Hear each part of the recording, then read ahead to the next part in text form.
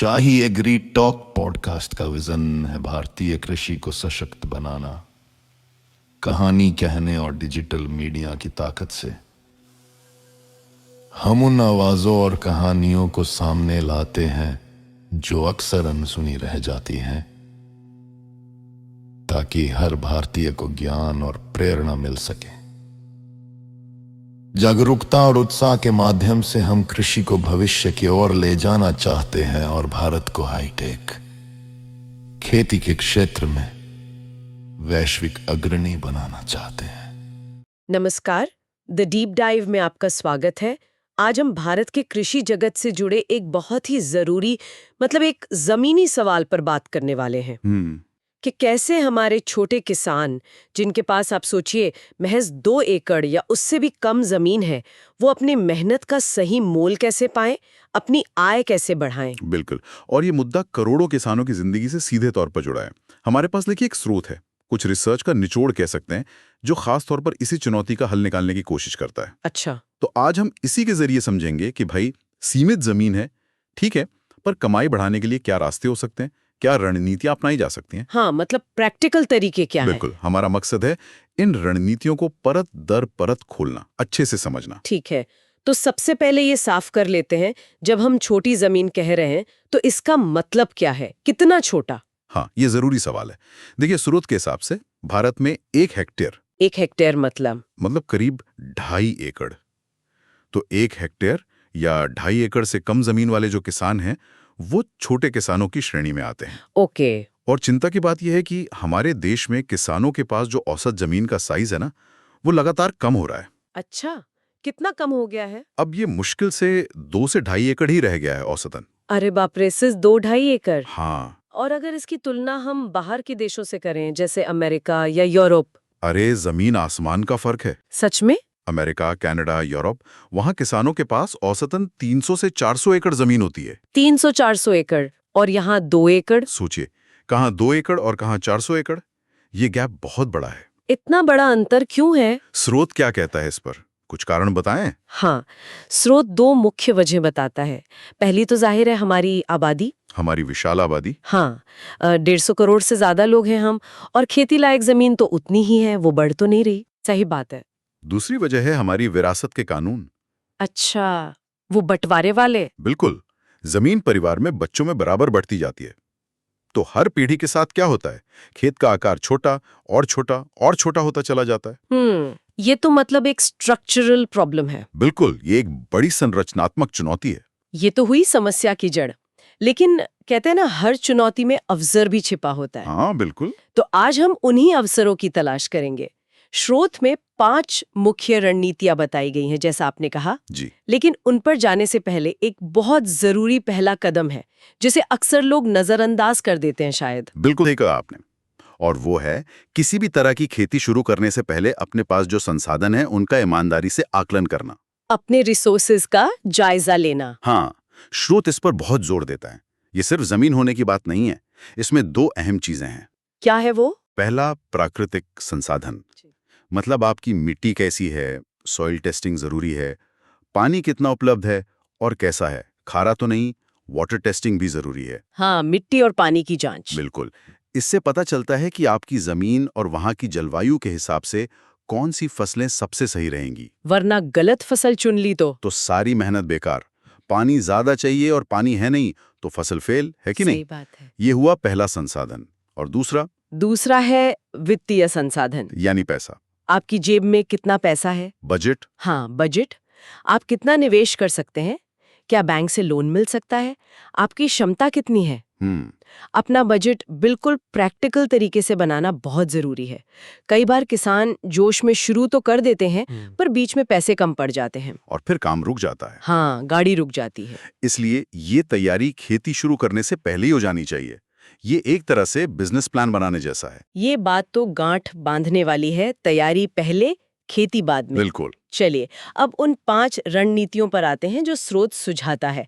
पहली रणनीति है ग्रीन हाउस या नेट हाउस का इस्तेमाल। हाँ, आइए इसे थोड़ा विस्तार से समझते हैं, ये क्या होता है। देखिए, इसका जो मूल सिद्धांत है वो है पौधों के लिए एक कंट्रोल्ड वातावरण बनाना।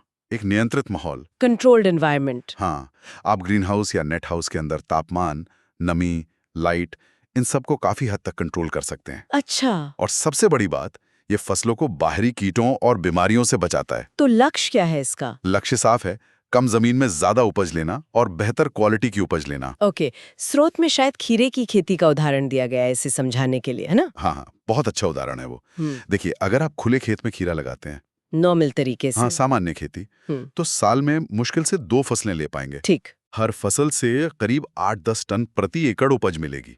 तो साल भर में कितना हुआ? कुल 16 से 20 टन। 16-20 टन। अब मान लीजिए औसत भाव 12 रुपए किलो भी मिल गया आपको, तो साल की कमाई हुई करीब 2 से 2.5 लाख रुपए। ठीक है, ये तो हुई खुले खेत की बात। अब ग्रीन हाउस में क्या फर्क पड़ता है? यहीं पर जादू है। अगर आप ग्रीन हाउस या नेट हाउस में खीरा लगाते हैं, तो वो जो कंट्रोल्ड वातावरण है ना, हाँ। उसकी वजह से साल में 2 की जगह 3 फसल चक्र भी संभव हो जाते हैं। अच्छा, एक फसल ज्यादा? और उपज देखिए, 80 से 100 टन प्रति एकड़ तक। क्या 16-20 टन कहाँ और 80-100 टन कहाँ? हाँ, यानी खुले खेत से करीब 5 गुना ज्यादा उपज। बाप रे। और सुनिए, क्वालिटी बेहतर होने और बेमौसम सप्लाई के कारण बाजार में भाव भी अच्छा मिलता है। अच्छा, रेट भी ज्यादा मिलता है? हाँ, मान लीजिए 12 की जगह 18-20 रुपए किलो मिल गया, हम्म। तो अब कमाई का अंदाजा लगाइए, करीब 18 से 20 लाख रुपए सालाना। 2.5-2.5 लाख से सीधे 18-20 लाख। ये तो मतलब जबरदस्त फर्क है ना? लेकिन ये सुनने में जितना अच्छा लग रहा है उतना आसान शायद नहीं होगा। कुछ तो पेंच होगा इसमें। बिल्कुल सही पकड़ा आपने, पेंच है। क्या है? पेंच है शुरुआती निवेश, इनिशियल इन्वेस्टमेंट। अच्छा, खर्चा। हाँ, स्रोत साफ कहता है कि ये तकनीकें महंगी हैं। 1 एकड़ में अगर आप नेट हाउस लगाते हैं तो उसका खर्च 10 से 15 लाख रुपए आ सकता है। 10 से 15 लाख? और अगर पॉली हाउस लगाना है, जिसे हम आमतौर पर ग्रीन हाउस कहते हैं, तो कम से कम 22.5 लाख रुपए का निवेश मानकर चलिए। 22.5 लाख? ये तो बहुत बड़ी रकम है, खासकर छोटे किसानों के लिए। बिल्कुल, ये छोटी रकम नहीं है। तो फिर ये आम किसान की पहुंच से बाहर है क्या? देखिए, ये एक बड़ी चुनौती तो है। हाँ, सरकार की तरफ से सब्सिडी और योजनाएं जरूर हैं। हाँ, सब्सिडी मिलती है शायद। मिलती है, लेकिन उनके बारे में पता करना, अप्लाई करना और फिर सब्सिडी मिलने में जो समय लगता है, वो भी एक मुद्दा हो सकता है। तो निचोड़ ये है कि ग्रीन हाउस या नेट हाउस से कमाई तो जबरदस्त बढ़ सकती है, पर ये उनके लिए है जिनके पास पूंजी है या जो थोड़ा जोखिम उठा सकते हैं। मतलब ज्यादा कैपिटल चाहिए इसके लिए। हाँ, स्रोत ने शुरू में ही इशारा किया था कि पहली 2 रणनीतियों में पूंजी ज्यादा लगेगी। समझ गई। तो ये हुई पहली थोड़ी हाई टेक और हाई इन्वेस्टमेंट वाली रणनीति। अब आते हैं दूसरी रणनीति पर, जो है उच्च मूल्य वाली फसलें उगाना, हाई वैल्यू क्रॉप्स। इसका क्या मतलब है? इसका मतलब सीधा सा है। पारंपरिक फसलें जो हम उगाते हैं, गेहूं, धान, मक्का, इनके अलावा ऐसी फसलें उगाना जिनका बाजार में दाम ज्यादा मिलता हो। अच्छा। और जिनमें मुनाफा यानी मार्जिन ज्यादा हो। ये भी कम जमीन से ज्यादा कमाई का एक और तरीका है। तो ऐसी कौन सी फसलें हैं? स्रोत में कुछ उदाहरण दिए गए हैं। हाँ, दिए हैं। जैसे अदरक, लहसुन, हल्दी, ये मसाला फसलें हैं, इनकी मांग अच्छी रहती है। ये तो घरों में रोज इस्तेमाल होती हैं। बिल्कुल। इसके अलावा कुछ नए जमाने की फसलें जैसे ब्लूबेरी। ब्लूबेरी? वो तो महंगी होती है काफी। हाँ, इसकी खेती अभी भारत में नहीं है, लेकिन प्रीमियम बाजारों में इसकी अच्छी कीमत मिलती है। और फूलों की खेती भी है, जैसे गमलों में लगने वाले सजावटी पौधे होते हैं ना, ऑर्नामेंटल प्लांट्स। हाँ, ऑर्नामेंटल प्लांट्स या फिर कट फ्लावर्स, जिनकी शहरों में, शादियों में, इवेंट्स में काफी मांग रहती है। अच्छा, लेकिन क्या इन फसलों को उगाना आसान है? मतलब क्या कोई भी उगा सकता है? और क्या इनका बाजार मिलना पक्का है? ये बहुत अच्छा सवाल है। देखिए, इन फसलों के लिए थोड़ा विशेष ज्ञान और ज्यादा देखभाल की जरूरत पड़ सकती है। ठीक है। और सबसे जरूरी बात जो आपने पूछी, बाजार। इन्हें उगाने से पहले अपने इलाके के बाजार को ठीक से समझना होगा। Market research. हाँ, पूरी मार्केट रिसर्च। कहाँ बेचेंगे, कौन खरीदेगा, क्या कीमत मिलेगी, ये सब पहले पता करना जरूरी है। सिर्फ इसलिए कि कोई चीज महंगी बिकती है, उसे आंख बंद करके उगा लेना काफी नहीं है। सही मार्केट लिंक होना बहुत जरूरी है। सही बात है। स्रोत में भी ये बात उठाई गई है कि अगर दर्शक चाहें तो इन खास फसलों पर, मतलब इनके बाजार और उगाने के तरीकों पर और डिटेल में बात की जा सकती है। ठीक है, यानी दूसरी रणनीति में भी पोटेंशियल तो है, पर इसमें भी होमवर्क और बाजार की समझ बहुत जरूरी है। बिल्कुल। चलिए अब तीसरी रणनीति पर चलते हैं। ये मुझे व्यक्तिगत रूप से काफी दिलचस्प लग रही है, एकीकृत खेती। इंटीग्रेटेड फार्मिंग सिस्टम यानी IFS, ये क्या बला है? ये एक बहुत ही स्मार्ट और टिकाऊ तरीका है खेती करने का। बहुत सस्टेनेबल मॉडल है। स्मार्ट कैसे? एकीकृत खेती का मतलब है एक ही खेत पर खेती किसानी से जुड़ी कई अलग अलग एक्टिविटीज को एक साथ चलाना, और सिर्फ चलाना नहीं बल्कि एक दूसरे से जोड़कर चलाना। मतलब सिर्फ फसल उगाना नहीं? नहीं, सिर्फ फसल नहीं, फसल के साथ साथ पशुपालन जैसे गाय भैंस पालना, मछली पालन, मुर्गी पालन, मधुमक्खी पालन, बायोगैस बनाना, इन सबको एक सिस्टम की तरह चलाना, एक दूसरे पर निर्भर। अच्छा, एक ही जगह पर इतनी सारी चीजें। हाँ स्रोत में शायद अक्षयकल्पा फार्म्स का मॉडल बताया गया है। हाँ, वो एक बेहतरीन उदाहरण है कि ये सिस्टम असल में कैसे काम करता है। स्रोत बताता है कि इस मॉडल को अपनाकर किसान सिर्फ 1-2 एकड़ जमीन से भी महीने का 1 लाख से 1.5 लाख रुपए तक कमा रहे हैं। क्या कह रहे हैं? 1-1.5 लाख महीना सिर्फ 1-2 एकड़ जमीन से? ये कैसे मुमकिन है? थोड़ा खोलकर बताइए इसे। देखिए, ये सिस्टम कैसे बनता है। मान लीजिए किसान 2 गायें रखता है। ठीक है। गायों से क्या मिलेगा? दूध। दूध बेचकर सीधी आमदनी हुई। हाँ। साथ ही मिलेगा गोबर। अब इस गोबर को फेंकना नहीं है, इसे डालना है बायोडाइजेस्टर में। अच्छा, वो गोबर गैस प्लांट जैसा? हाँ, बिल्कुल वैसा ही। अब डाइजेस्टर से 2 कमाल की चीजें निकलेंगी। एक बेहतरीन जैविक खाद जिसे स्लरी कहते हैं, और दूसरी बायोगैस, मीथेन गैस। अच्छा, तो गोबर का भी पूरा इस्तेमाल हो गया। अब इस खाद और गैस का क्या होता है? जो जैविक खाद निकली उसका इस्तेमाल खेत में सब्जियां या चारा उगाने के लिए किया जाता है। इससे क्या हुआ? बाजार से महंगी केमिकल खाद खरीदने की जरूरत कम हो गई, लागत बची। हाँ, खाद का खर्चा बच गया। और गैस का? और जो बायोगैस बनी उससे घर में खाना पकाने का काम हो गया, LPG सिलेंडर का खर्चा बच गया। और अगर सिस्टम बड़ा है तो इससे बिजली बनाकर छोटे मोटे उपकरण भी चलाए जा सकते हैं। कमाल है, मतलब ऊर्जा पर होने वाला खर्च भी बच गया। बिल्कुल। और क्या क्या जुड़ सकता है इस सिस्टम में? अरे बहुत कुछ। इसी सिस्टम में आप मधुमक्खी पालन जोड़ सकते हैं। मधुमक्खी? उससे क्या होगा? मधुमक्खियां फसलों में परागण में मदद करेंगी, जिससे उपज बढ़ेगी। और बोनस में क्या मिलेगा? शहद। शहद बेचकर अतिरिक्त आय। वाह। साथ में थोड़ी मुर्गियां पाल लीं तो अंडे बेच सकते हैं, और मुर्गियों की जो बीट होती है वो मिट्टी को और उपजाऊ बनाती है। अच्छा। अगर खेत में छोटा तालाब या गड्ढा है तो उसमें मछली पालन भी हो सकता है। ये तो वाकई सेल्फ सस्टेनिंग इकोसिस्टम बनाने जैसा है। मतलब एक आत्मनिर्भर कृषि पारिस्थितिकी तंत्र। बिल्कुल सही शब्द पकड़ा आपने। यही इसका सार है, सेल्फ सस्टेनिंग इकोसिस्टम। यहाँ पर चीजें वाकई बहुत दिलचस्प हो जाती हैं। है ना? एक गतिविधि का जो वेस्ट है या बाय प्रोडक्ट है वो दूसरी गतिविधि के लिए इनपुट बन जाता है। गोबर खाद बना, खाद से चारा उगा, चारा गाय ने खाया, गाय ने दूध दिया, गोबर दिया, ये चक्र चलता रहता है। इससे बाहरी चीजों पर निर्भरता, जैसे बाजार से खाद खरीदना, बीज खरीदना, चारा खरीदना, गैस सिलेंडर खरीदना, ये सब बहुत कम हो जाता है। लागत कम हो जाती है। लागत घटती है और आय के कई स्रोत बन जाते हैं। दूध से भी पैसा, शहद से भी, अंडे से भी, सब्जी से भी। तो खेती का जोखिम बढ़ जाता है। हाँ, एक चीज फेल हुई तो दूसरी संभाल लेगी। बिल्कुल। ये सिर्फ खेती नहीं, ये एक पूरा बिजनेस मैनेजमेंट है। ये किसान की सोच में एक बड़ा बदलाव लाता है। ये एकीकृत खेती वाला मॉडल वाकई बहुत प्रभावशाली है, खासकर छोटे किसानों के लिए, जहां हर संसाधन का सही इस्तेमाल करना बहुत जरूरी है। जी हाँ। लेकिन इसको चलाने के लिए काफी मैनेजमेंट स्किल चाहिए होगी शायद, मतलब इतनी सारी चीजें एक साथ संभालना। हाँ, ये बात सही है।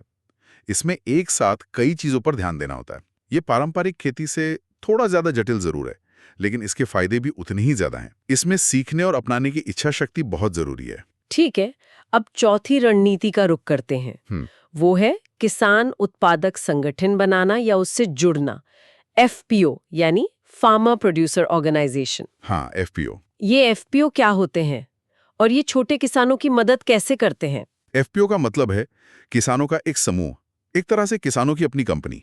किसानों की कंपनी? हाँ, जो मिलकर खेती करते हैं या अपनी उपज को प्रोसेस करते हैं और फिर मिलकर ही बेचते हैं। ये एकता में बल है हवाले सिद्धांत पर काम करता है। अच्छा। इसका मुख्य उद्देश्य होता है किसानों की मोल भाव की ताकत, बार्गेनिंग पावर बढ़ाना, हाँ? उन्हें बेहतर बाजार दिलाना, खेती की लागत कम करना और कुल मिलाकर उनकी आय और जीवन स्तर को सुधारना। लेकिन एक अकेला किसान जो नहीं कर पाता, वो समूह में कैसे हो जाता है? एफपीओ के कॉन्क्रीट फायदे क्या हैं? देखिए, कई फायदे हैं। पहला, इनपुट लागत में कमी। इनपुट कॉस्ट मतलब बीज, खाद, कीटनाशक, मशीनरी, ये सब खरीदने का खर्चा। जब सैकड़ों किसान मिलकर खरीदते हैं तो उन्हें थोक रेट पर मिलता है, जो सस्ता होता है। हाँ, बल्क में खरीदने से सस्ता पड़ता है। बिल्कुल, अकेले किसान को यह फायदा नहीं मिल पाता। दूसरा फायदा, उपज बेचने में आसानी और बेहतर कीमत।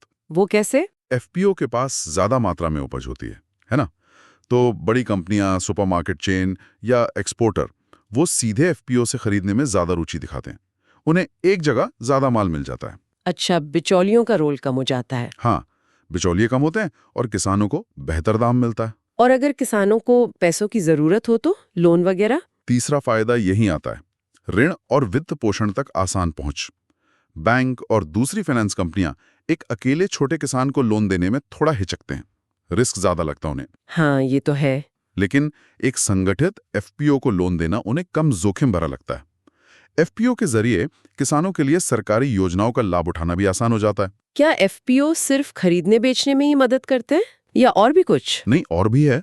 चौथा फायदा है मूल्य संवर्धन का, वैल्यू एडिशन। वैल्यू एडिशन मतलब उपज को वैसे का वैसा न बेचकर उसे प्रोसेस करके बेचना। जैसे अगर एफपीओ के सदस्य टमाटर उगाते हैं तो एफपीओ अपनी प्रोसेसिंग यूनिट लगा सकता है। और टमाटर का क्या बना सकते हैं? टमाटर का सॉस बना सकते हैं, प्यूरी बना सकते हैं, केचप बना सकते हैं और फिर उसे पैक करके बेच सकते हैं। सीधे टमाटर बेचने से ज्यादा मुनाफा प्रोसेस प्रोडक्ट में मिलता है। हाँ, ये तो है। और पांचवा फायदा है जोखिम कम होना, रिस्क मैनेजमेंट। अगर किसी एक किसान की फसल किसी वजह से खराब भी हो जाए तो वो अकेला नहीं है, समूह के अन्य किसानों के होने से उसका असर बढ़ जाता है। एफपीओ ज्ञान और नई तकनीक साझा करने का एक मंच भी बनता है। ये सुनने में तो बहुत ही अच्छा लग रहा है। फायदे ही फायदे हैं। लेकिन क्या एफपीओ हमेशा सफल होते हैं? स्रोत में इसकी चुनौतियों का भी जिक्र है शायद। हाँ, बिल्कुल है, और ये बहुत जरूरी बात है। स्रोत एक चेतावनी देता है कि एफपीओ की सफलता काफी हद तक उसके नेतृत्व और प्रबंधन पर निर्भर करती है। लीडरशिप और मैनेजमेंट। हाँ, अगर लीडरशिप अच्छी नहीं है, सदस्यों में आपस में तालमेल नहीं है या मैनेजमेंट में गड़बड़ी है, पारदर्शिता नहीं है, तो एफपीओ बुरी तरह फेल भी हो सकता है। ऐसा भी होता है। इसलिए किसी एफपीओ से जुड़ने या बनाने से पहले उसकी कार्यप्रणाली को, उसके मैनेजमेंट को ठीक से समझना बहुत जरूरी है। क्या भारत में सफल एफपीओस के कुछ अच्छे उदाहरण हैं? बिल्कुल हैं। स्रोत में महाराष्ट्र के सह्याद्री फार्म्स का जिक्र है। सह्याद्री फार्म्स। हाँ, ये हजारों किसानों का एफपीओ है। वो मुख्य रूप से अंगूर और दूसरे फल उगाते हैं, उन्हें प्रोसेस करते हैं, पैक करते हैं और देश विदेश में बेचते हैं। वाह! उनका सालाना टर्नओवर 1000 करोड़ रुपए से भी ज्यादा है। 1000 करोड़ किसानों के समूह का? हाँ, ये दिखाता है कि अगर सही ढंग से चलाया जाए तो एफपीओ छोटे किसानों की तकदीर बदल सकता है। वाकई प्रेरणादायक। चलिए, अब पांचवी और अंतिम रणनीति पर आते हैं। वो है फसल विविधीकरण और अंतर फसल, यानी क्रॉप डाइवर्सिफिकेशन एंड इंटरक्रॉपिंग। जी, इसे थोड़ा समझाएंगे, ये क्या होता है?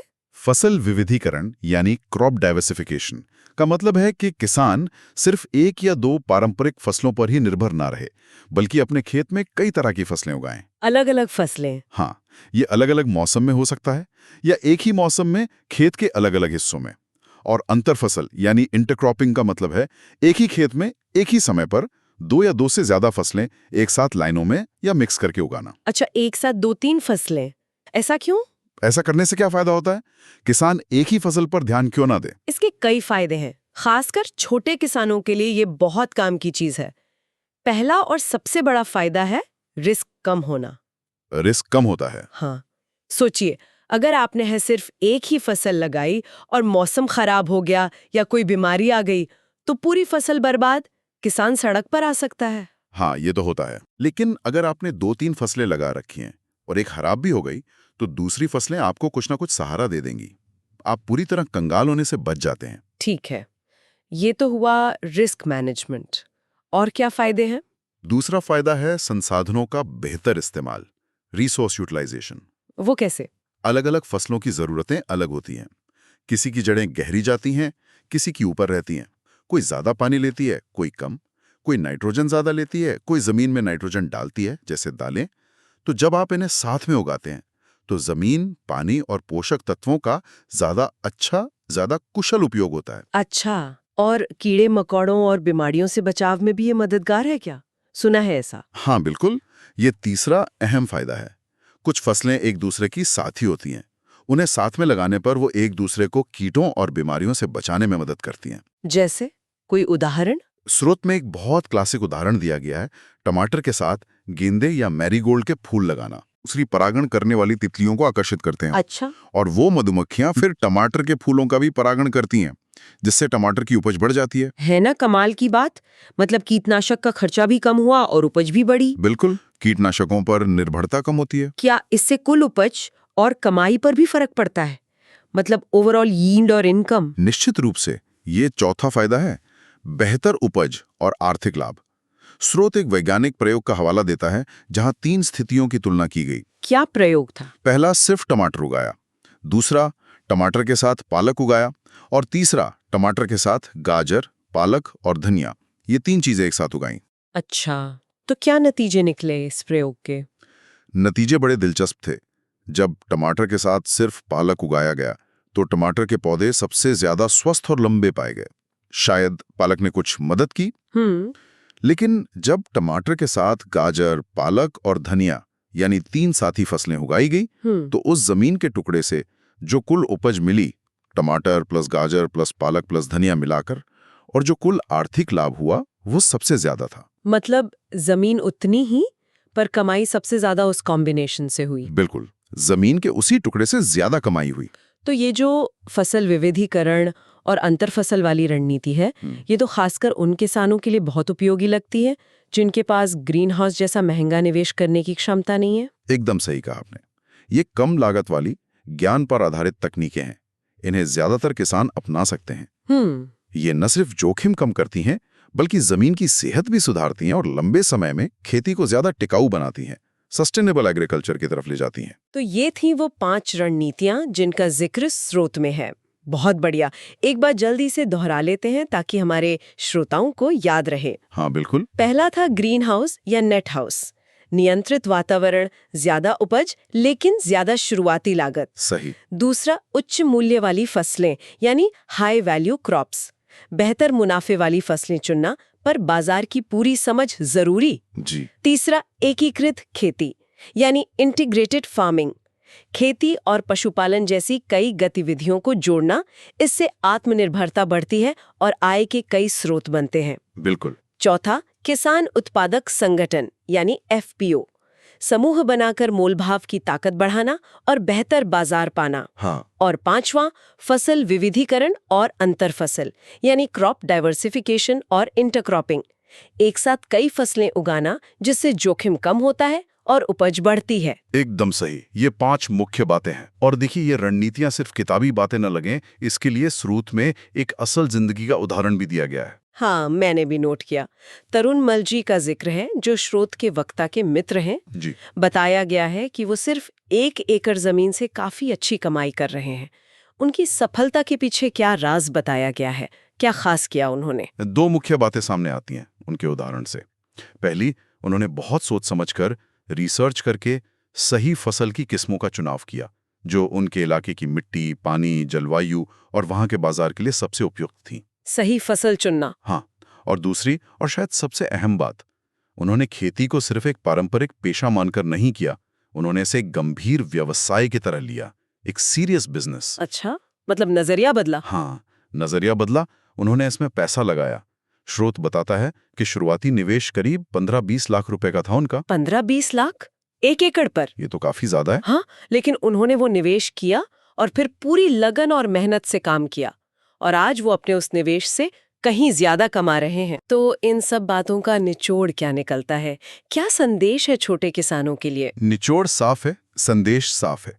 जमीन का छोटा होना किसान की सफलता में सबसे बड़ी बाधा नहीं है। हाँ, ये एक चुनौती जरूर है, इसमें कोई शक नहीं, लेकिन सही रणनीति, सही ज्ञान, बाजार की समझ और इन सबसे बढ़कर कड़ी मेहनत और खेती को एक व्यवसाय की तरह देखने की सोच, वो माइंडसेट। हाँ, वो बिजनेस वाला माइंडसेट, ये चीजें अगर मिल जाएं तो सीमित संसाधनों में भी बहुत बड़ी सफलता हासिल की जा सकती है। बिल्कुल। तो आज की इस चर्चा से ये उम्मीद जरूर बनती है कि भारत के छोटे किसान भी सही रास्ता अपनाकर अपनी आर्थिक स्थिति को काफी बेहतर कर सकते हैं। बिल्कुल, उम्मीद तो है। और जाते जाते हम अपने श्रोताओं के लिए एक सवाल, एक विचार छोड़ जाते हैं। इस पर सोचिएगा जरूर। हाँ, विचार ये है कि क्या छोटी जोत वाले किसानों की सफलता का असली मंत्र सिर्फ इन तकनीकों और रणनीतियों में ही छिपा है जो हमने आज डिस्कस की, या फिर ये उससे भी ज्यादा उनकी मानसिकता में बदलाव पर निर्भर करता है? खेती को सिर्फ गुजारे का साधन ना मानकर उसे एक डायनामिक, एक लगातार सीखने और बढ़ने वाला व्यवसाय अपनाने की सोच पर। क्या असली बदलाव तकनीक से ज्यादा सोच मिलाने की जरूरत है?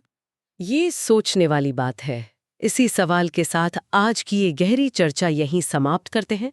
उम्मीद है आपको ये जानकारी उपयोगी लगी होगी। धन्यवाद। धन्यवाद।